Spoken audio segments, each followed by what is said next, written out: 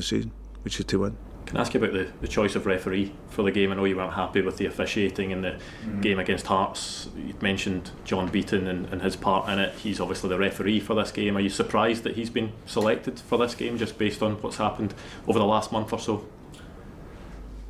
Listen, I think for me, for John to be given the game, I think that these games are for the top referees, and I've always said that John Beaton's one of the top referees in the country. So he's been allocated the game. I'm comfortable with that. He's refereed games that have been there before. So my point, like I said before, was for that one game. I'm not talking about John Beaton's career as a referee. My gripe was on that day. So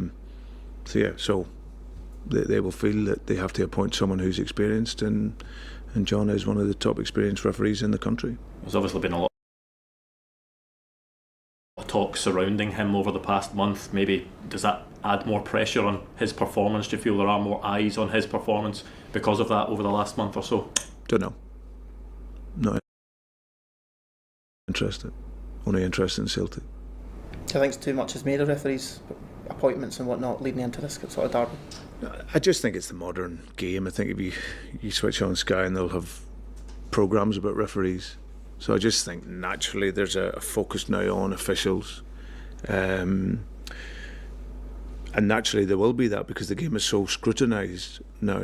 And obviously if you're on the field and you're performing, your performance will always be looked at.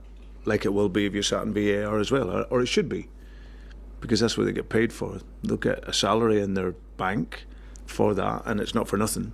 They're accountable for decision making in the game. So, but I just think it's the natural part of the game now. Whether it's players, whether it's officials, then there's a real scrutiny on them. You've a very good record in this